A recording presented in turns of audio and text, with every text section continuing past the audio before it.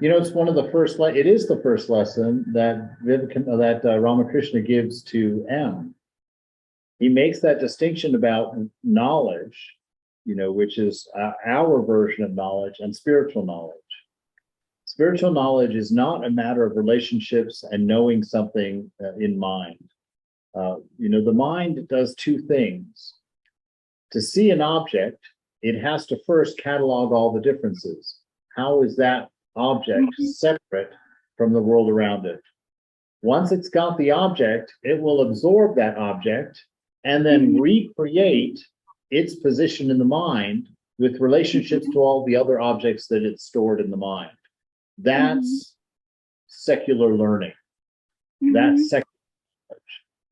And the scriptures are very, very, very, very adamant that realization does not lie there.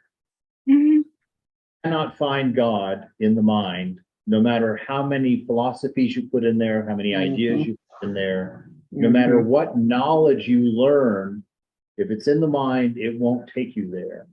You can use it to Mhm. remove or to break attachments by studying the actual objects that you've collected and breaking and finding your ignorance in them.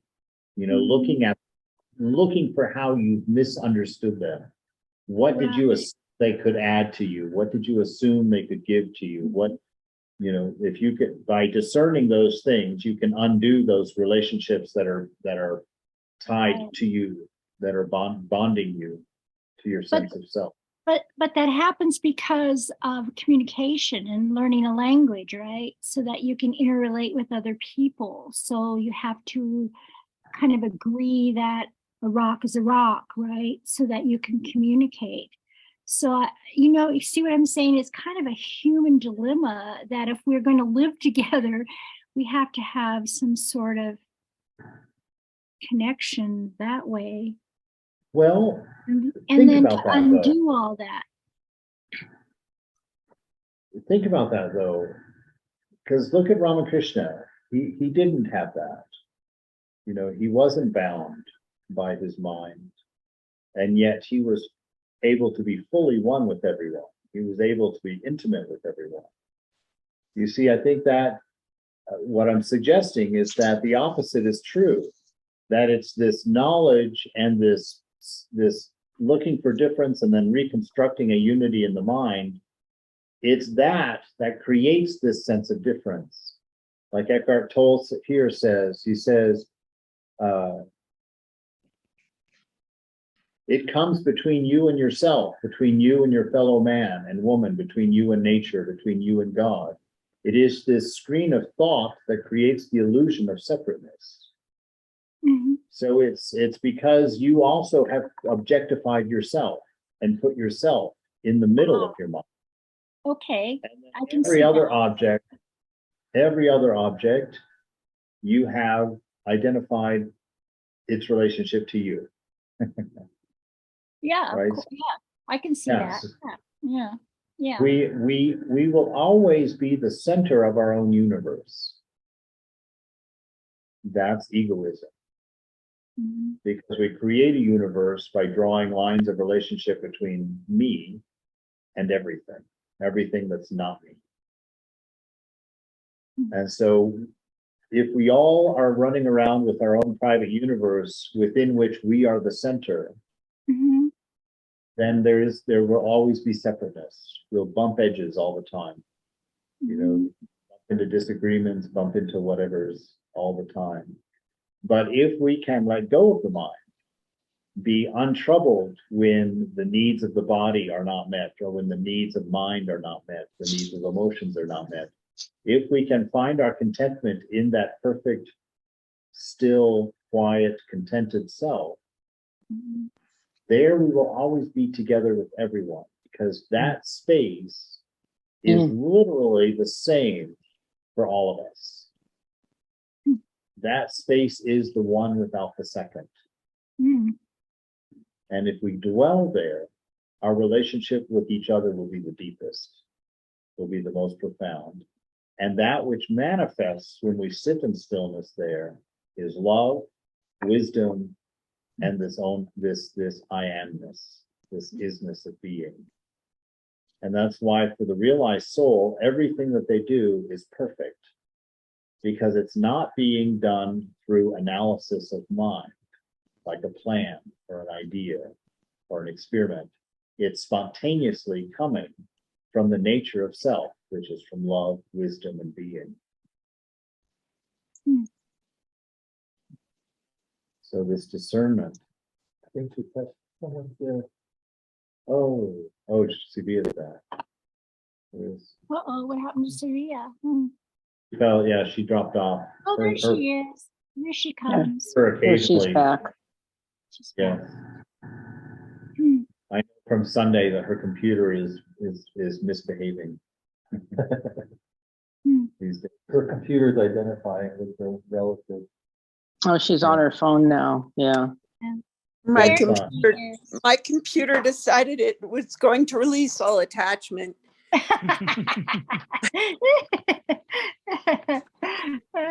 So what else you got for us, Mommy? Is this the real? I just invited him to come in. Oh, cool. Ah, Jitesh, is this the real Jitesh? Jitesh Vallabh? Where is he? I must have bed hair today. All right, so let's take this. We're going to go on here to this next little thing. This is from the Viveka Chudamani. And the Viveka Chudamani says the first step to liberation.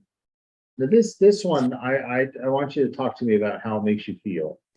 The first step to liberation is the extreme aversion to all perishable things. Then follow calmness, self-control, forbearance, and the utter relinquishment of all work enjoined in the scriptures. Wow. That's wow. classic Shankara statement right there. Yeah. So he says the first step is an extreme aversion to all perishable things. Let's take that. Let's ignore the extreme language of it. Okay. How does that tie in? What's he actually saying to us there?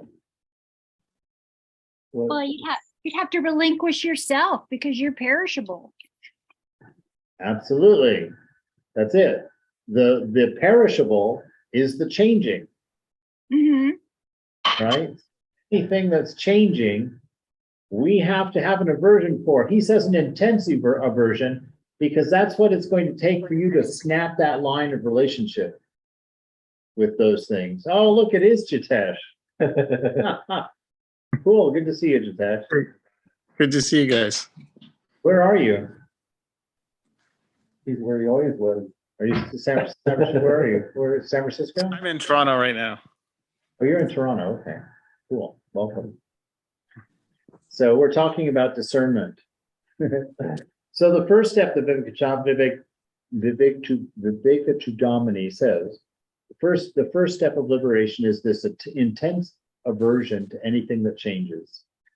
Because what we're trying to do, to kind of put that more in modern language, is we're trying to move out of mind. We're trying to find our existence before thought, before the mind clicks in to gear. And there's a couple of interesting hints about this that I always bring up that were helpful to me. One is when Sri Nisargadatta Maharaj, in his book, I Am That, he says that one difference between a realized soul and an ignorant soul is that an ignorant soul defines himself from the outside in, and a realized soul identifies himself from the inside out, right? And you can see that when I ask you to write your dating profile, right? When I ask you to write your dating profile, you describe yourself from the outside in, right? You can start from the extreme outside, like I'm 57, I'm a guy, I'm average height, I'm super good looking, and and then you'll get a little bit more subtle. You'll move a little bit closer inward when you'll start talking about, like, I like walks on the beach, and I like, Mexican food, and I like movies, whatever you get into, but you never quite get all the way in. if you try and describe yourself from the inside out, Mhm. what do you do? That's a great exercise. Try and describe yourself from the inside out. And you'll see why we tend to go from the outside in. That's why that's It's why kind it's so of- easy. That's why attachment is so natural for us. Yeah. Because from inside out, we have no attribute. Right, right, right. We are all attributes. So how do you describe that? You can't describe it. It's like you're and that's exactly what everybody says is the truth. Right. You cannot be described. You cannot be caught by the tongue. God is Yeah. infinite. God is without boundary.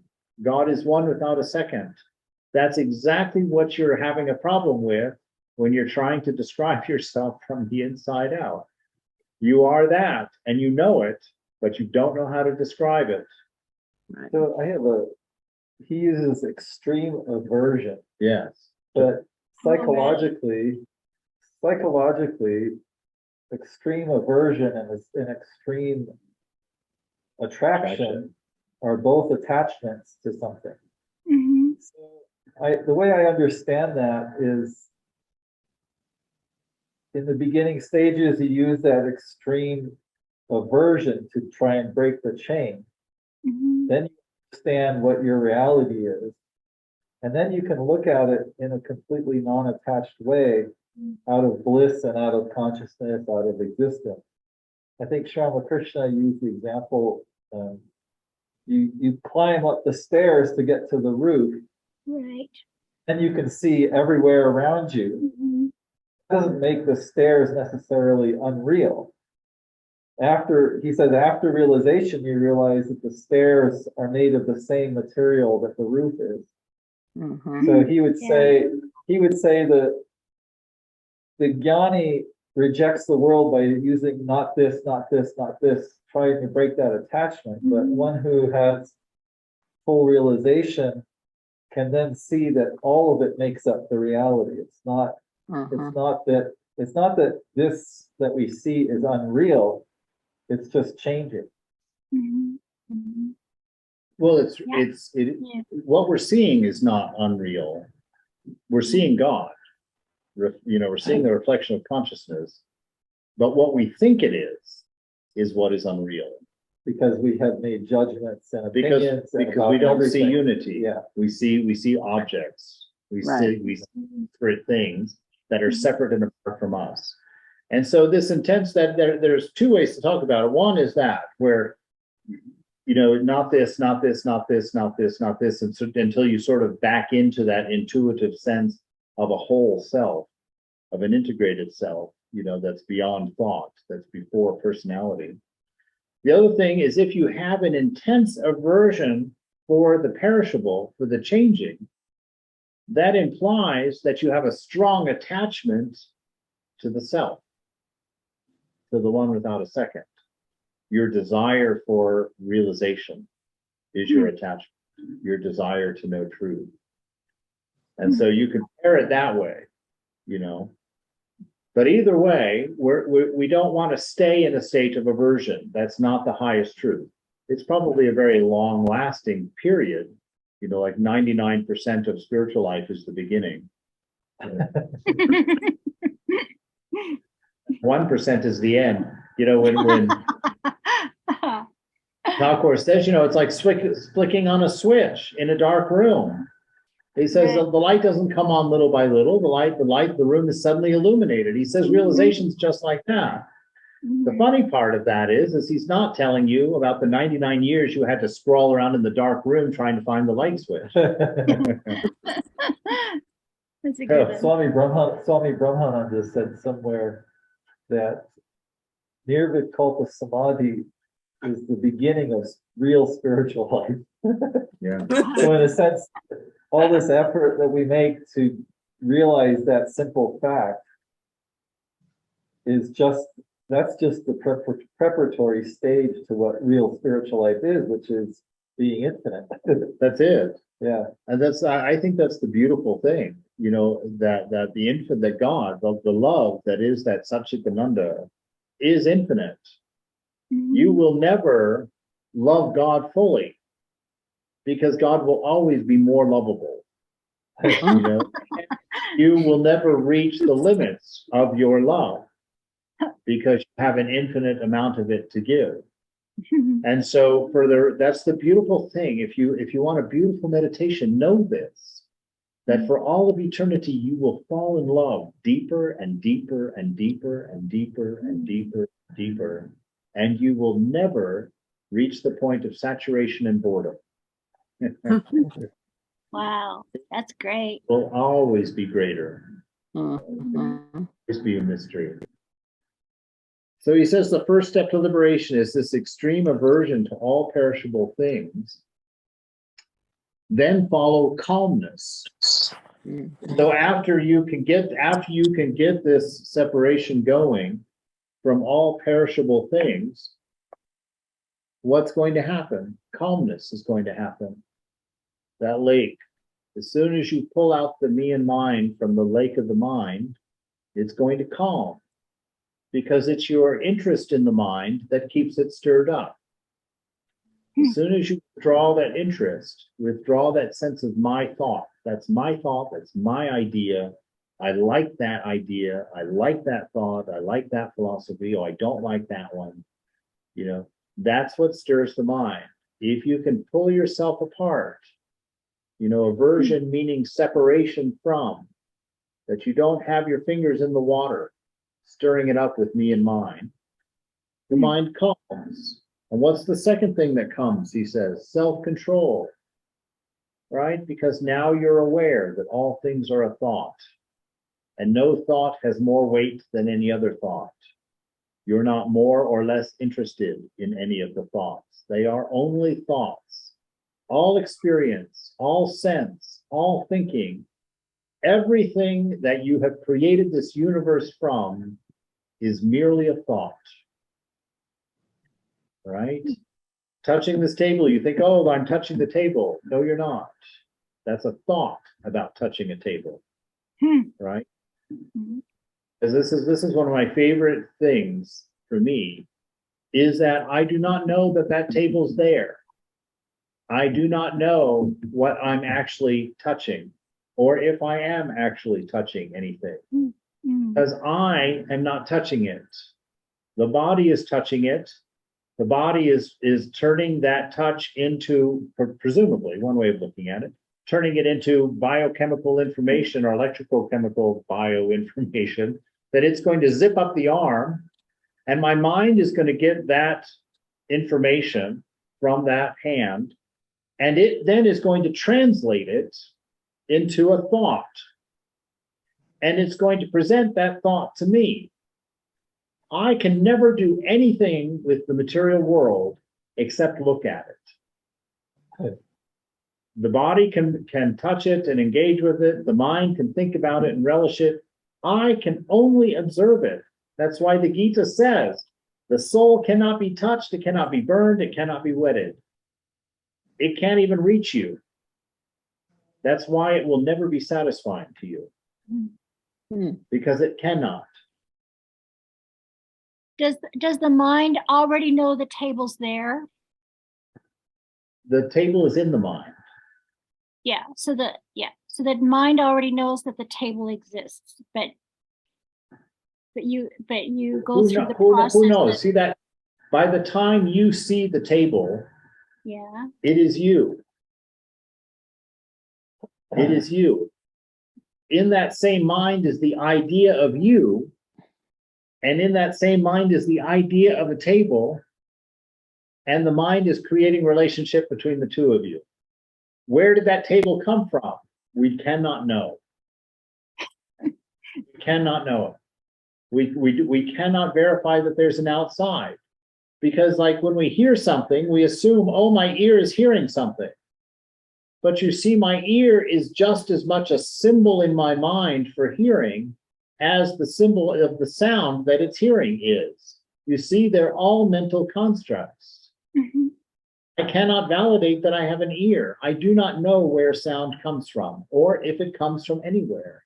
Is it merely emulating within myself and reflecting back to me through consciousness? Who can say? It's a dilemma.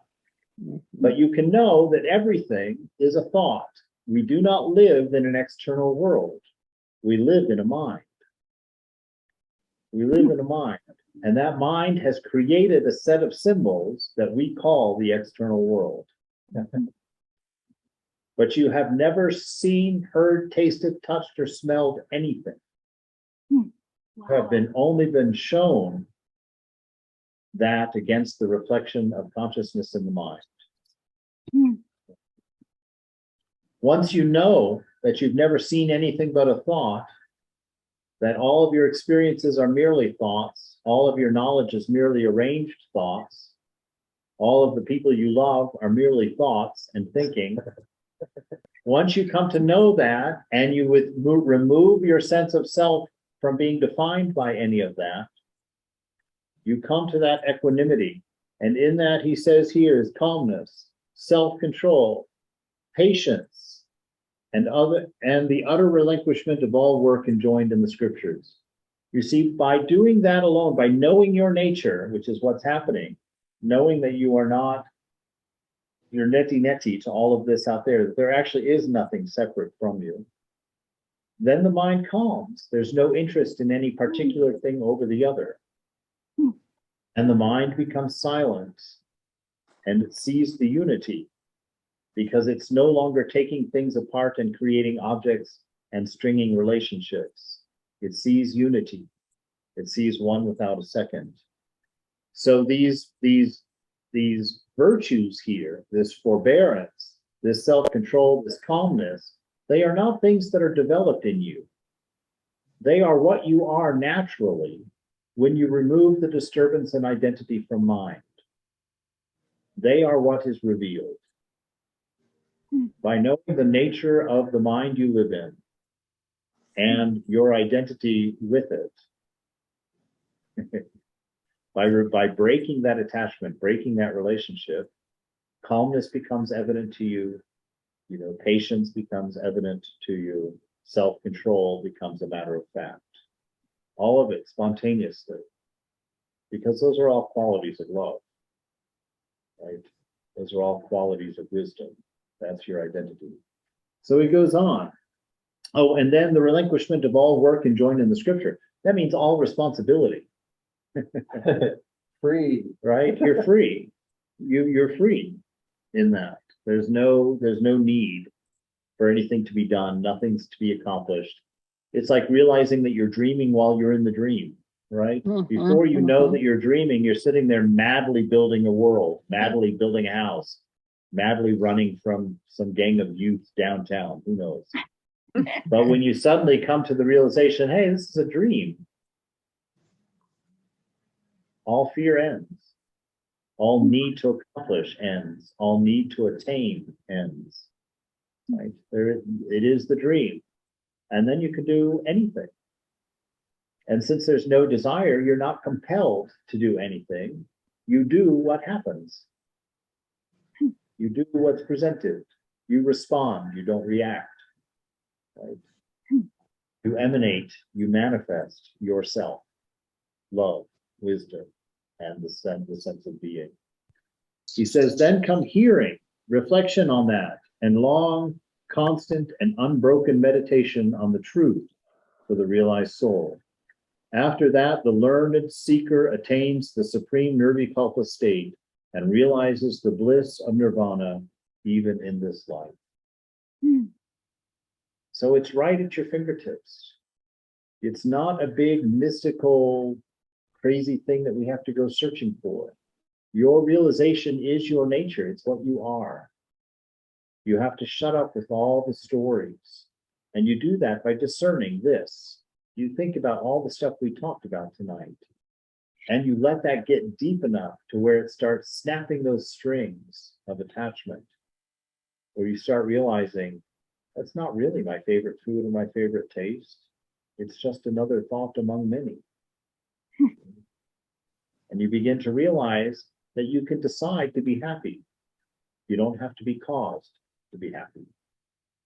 You can decide to be free. You don't have to be caused to be free. And when your mind tells you, no, we're not happy, you say, I'm not you. I'm not controlled by you. I'm happy. I'm blissful. I'm ever free and ever pure. And the mind will obey. You know, our mind doesn't obey because we've shared our sentience with it and we treat it as if it's got an existence of its own. By dividing ourselves into two, this is how we create the sense of duality in this world. We break ourselves into two. We break ourselves into the thinker and the hearer. We don't realize that there's only one in our mind.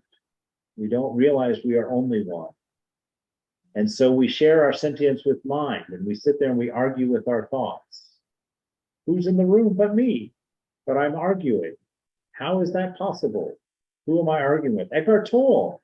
This is the first point he makes in the introduction of that book, The Power of Now. He makes that distinction. One night he was depressed, and he heard himself say to himself, I can't live with myself anymore.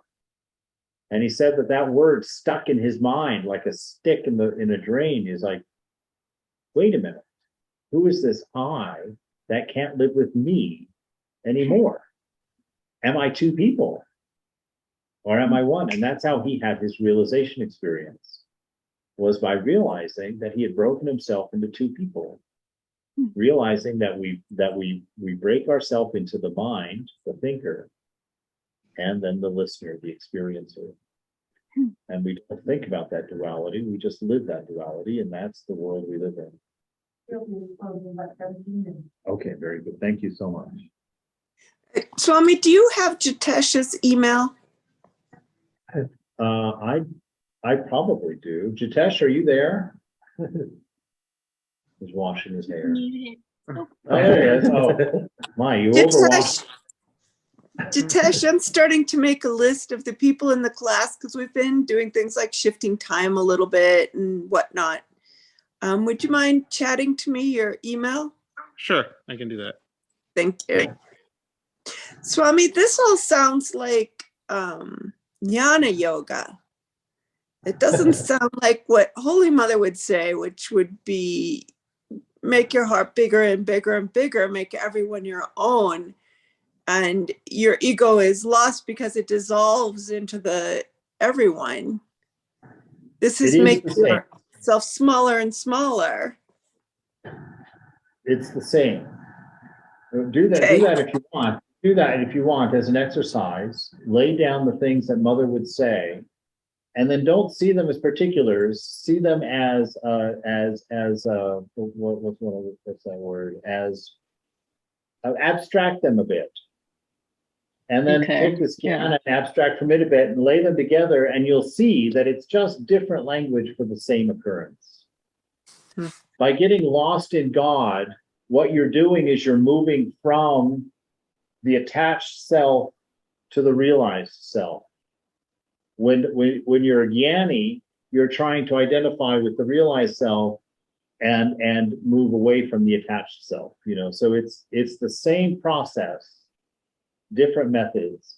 For the jnani, the other is just other. It doesn't have a personality, it doesn't have a name, it doesn't have anything. It's just that one without a second, or we're trying to let go and fall into it.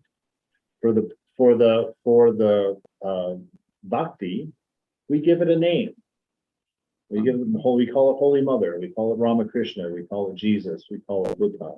We give this other a name, and we begin relating with it. And because of the infinite nature of the ideal that's incorporated in the name we give to it, we begin the same process at that point. We undo ourself until we merge into the ideal that we've called the other. For the jnani, doing the exact same thing, but from the other direction. Trying to deny the Thank you for difference. clarifying that. Yeah. Yeah, and so always, that's one of my things that I try and do all the time, is because I love Jnana Yoga a lot, but I'm a bhakti truly at the heart of things. And so I always, when I read the Jnani scriptures, I always look at them and try and find the components, because they're there. There's all of these are one. Not just the religions can all get us there, but all the paths get us there. And since they're all getting us there and we're all dealing with the same problem, the same issue, that we believe ourselves to be something that we're not, and we've excluded everything else from that definition, and we've tried to live in that reality, everybody's got that problem. The Gyani's got that problem, the Bhakti's got that problem, the Karma Yogi's got that problem, the Raja Yogi's got that problem, the Atheist's got that problem. Everybody's got the same problem. So all the paths are fixing the same problem. So if you hold that in the center, then you can align and see that all the paths are doing the same thing, but in a way that's more pleasing to a different disposition, or more acceptable to a different disposition. But they're not changing the nature. In all of it, you disappear. Well, You know? dis- Separateness. disappear into the infinite. Right. Yeah, you the ego self, let me put it that way. Yeah, Your ego self disappears and God remains. Right. Mm. In the first case, in Bhakti case, you fall in love with God, so much in love, you find him so worthy, her so worthy, so beautiful, so amazing. You realize you have nothing to add to the picture. You give up trying and you just fall into that divine love, infinitely merged, giving up, surrendering everything. And for the Gyani, it's the same thing, you know, but he has completely undone his idea of separateness. He's completely broken down his attachments and everything merges into him. It's just a lot harder. Well, it is. And yeah, definitely. And Ramakrishna says that. He says the fastest, most effective path is bhakti. So always hold on to your bhakti, you know, but inform your bhakti with jnana. That's what Thakur says. Take jnana and tie it in the hem of your dhoti. You know, put it in your pocket. Say. Always keep your little thing of jnana in your pocket. And why is that? You know, Vivekananda says, and I think it's almost in the first paragraph of Bhakti Yoga, he says you do that because bhaktis tend toward zealotry. They tend toward fundamentalism. Oh, My lover is the point. best. My God Yeah. is the best. But Yeah, if you that's keep interesting. if you keep that idea of Gyani in there, that idea that everything is one without a second, Mhm. or that we all dissolve, that helps you to temper that notion of my religion's the best. My Right. God. Yeah. Mhm. So we have to wrap up.